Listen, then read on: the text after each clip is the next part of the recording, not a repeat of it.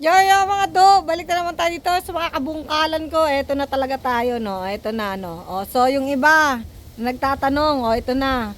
So, 9 o'clock na ng umaga, ganito siya kaliwanag. Di ba napanood nyo yung video ko na sobrang dilim na? So, matagal din magliwanag, mga 8 o'clock. Ganon, bago pa lumiwanag ng ganito. Ito, parang pag summer, ganitong oras, alas 5, ganito nakaliwanag. Pero pag winter, pag ganito 9 o'clock bago pa siya talaga lumiwanag ng ganito. Syempre medyo malamig, no. Masarap pagbungkal pag ganito kasi yung init hindi mo nararamdaman kasi nga malamig, no. Ang gulo no. Anyway, eto tayo no. So para lang to sa mga 8A zone. Ano ibig sabihin ng 8A? Ibig sabihin yung lugar mo hindi nag-i-snow pero lumalamig, no. So ito nakikita nyo, syempre pag may snow, paano ka magbabaw ng basura? May snow So papakita ko lang sa inyo. Ito yung tinatawag na lazy compose. Kasi pagdating naman ng summer, April, May, natutuno na yung mga yan. Ito siya. So, pakita ko sa inyo, no. Nung kagabi kasi, yung isang video kasi gabi yun Kaya hindi masyadong nakikita. Anyway, nakita nyo yung mga karton natin. Ayan, no. Yung mga pinagbalatan mo ng kung ano, no. Yung pinagtuyuan mo ng malunggay. Ayan, no. Ito yung sa, ano ko, yung malunggay na dinadry ko, ginagawa kong powder, yung mga tinik-tinik niya, yung mga tangkay-tangkay niya ba. Anyway, pati yung karton ng pusa ko, hindi dyan na.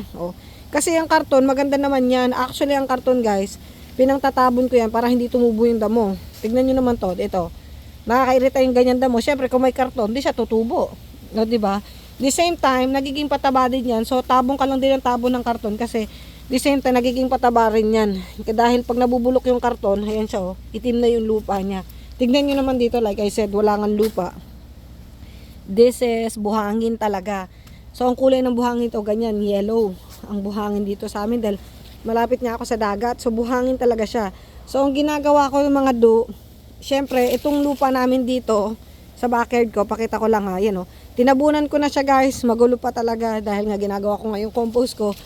So, nakikita nyo yung mga pattern ko dyan is ganito. Noon po, itong likod ko, puro lang to damo. Dito kasi sa ibang bansa, gusto nila yung likod nila damo, tapos ikakat lang nila yan, tapos didiligan nila. Pero kaming pandilig dito ng damo, ayun may pandilig dito. Kita ko sa inyo, ito siya. So, ang tawag dito, sprinkler. Malay ko ba dyan? Nalaman ko lang yan nung nandito na ako sa ibang bansa. So, may pandilig ng damo, nakakairita lang na dinidiligan mo yung damo for nothing. Kaya ang ginawa ko, I turn my backyard into a vegetable farm para may silbi yung pagdidilig ng tubig. Kasi, mura naman ang kuryente dito, pero yung tubig namin dahil deep faucet yan, deep well. So kapag deep faucet naman siya, yung tipong deep faucet, I mean yung ano siya, yung sa Nawasa ika nga, parang gano'n, Nawasa, Pilipinas. But anyway, yung nakakonekta sa city government, pagka gano'n, ang mangyayari, yung bill ng tubig mo, apakamahal. So eto na talaga, ba't dito ba ako nakatingin? Dito yung camera, no? Kulit mo dito yung camera dahil. Anyway, kasi nasasanay ka dito yung camera. But anyway, ito na. So, ginawa natin ganito siya. Anyway, papakita ko sa inyo, dahil dito, ang unang nakatanim dito mga damo, yung nabibili sa Lowe's, sa Walmart, sa Home Depot, lahat na ng bilihan, meron niyang mga konting lupa. So, ang ginagawa ko ngayon, para akong binabaliktad yung buong backyard ko dito, mga binabaliktad ko. Grabe na talaga to. So, syempre, nanghihinayang ka dahil wala nga lupa. Pakita ko ulit sa inyo. Ito yung level niya, no. Ayun yung lupa niya, yung lupa niya, yung sand na yan na naghalo ng konting lupa, kaya naging siyang dark. Yung ilalim, kita nyo, yung ugat, pakita ko sa inyo, close up tayo, tinan nyo. Ito yung ugat ng malunggay ko, no. Nasaan yung ugat ng malunggay? So, uma-absorb naman siya hanggang dito lang sa pinakailalim, pero most likely, yung ugat niya, nandito lang sa mga dark side lang. Yun lang siya, sa may sustansya lang yung mga ugat, no, di ba? Hindi, pag dumating siya dito, wala na siya masyadong mahigop na mabuting lupa. Kasi yung iba dito, ito may compost dito dati, kaya umaabot pa dito. Pero like I said, makikita nyo yung ibang ugat, hanggang dun lang talaga. Dito, wala nang ugat. Nakita nyo, wala na. Nandito lang kasi siya sa level ng dark side. So, ang ginagawa ko, kakalkalin natin yan lahat. Medyo paguran talaga to guys, pero pag nakita nyo yung resulta, like I said, ganito ang simula ko sa lahat ng pinagtaniman ko ng papaya. Ayun kasi persimmon yun so nalagas na siya. So pakita ko yung effect, no. Ito yung ginawa ko dito sa side naman na to.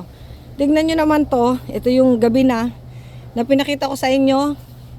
Natignan nyo yung mga halaman na lumaki sa compost, ibang iba.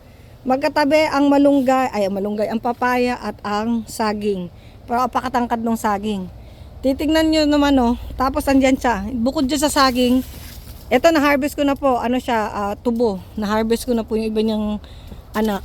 Ito naman, sobrang dami niyang anak oh. Tingnan mo naman oh, sobrang daming anak ng saging. Sa dami ng anak niya, nakuha pa niyang mamunga. Ayun siya oh. May bunga yung saging natin oh. Tapos magkatabi lang talaga yan silang ilan ba sila diyan?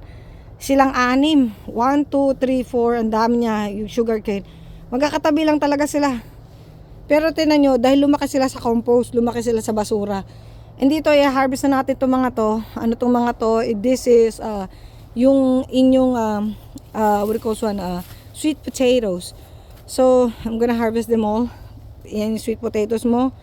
Ayun yung papaya mo na natumba dahil nung nagbagyo. Pero tignan mo naman oh. Hitik sa bunga ang mga lola mo. 'Di ba? So, ito yung lumaki sa compost. Kahit maliit lang siya na na ground. Grabe, ang dami niyang bunga. Ay, dito pala sumabit yung asawa ko. Anyway, ito rin siya oh. Yung papaya na yan, huhugutin natin siya kasi just in case baka pwede pa siya mabuhay sa loob ng bahay. Tapos, ito rin oh, sobrang daming tumutubo talaga. Hoy, nalaglag na talaga yung papaya ko. Hindi ko malang napakinabangan. Ang mapapakinabangan natin dyan yung buto. Ayun na siya. Anyway, tinan nito, lalaki ng bunga niya oh. Hindi, kasi nga compost, lumaki sa compost. Ipapakita ko sa inyo yung saging na walang compost. Ayun siya, wala siya. Lumaki lang siya sa sa yung tag dito buhangin. Tignan niyo naman oh. Wala siyang anak. Hindi siya lumaki. Ayan lang siya. Wala siyang bunga, ang liit niya, ang pandak niya. Wala siyang anak. Kasi walang sustansya yung lupa niya, puro lang buhangin yan. So like I said, walang sustansya ang lupa dito unless bubungkalin mo talaga. Ang nabubuhay dito yung ganyang halaman. Yung bulaklak na yan, gardenia. Yun lang. So iba talaga yung lupa mo kapag nasimulan mo siya sa compost. So hindi naman maselan yung papaya at saka yung malunggay at saka yung banana.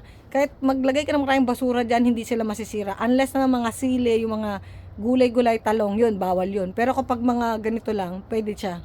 Kaya try mo lang, Day.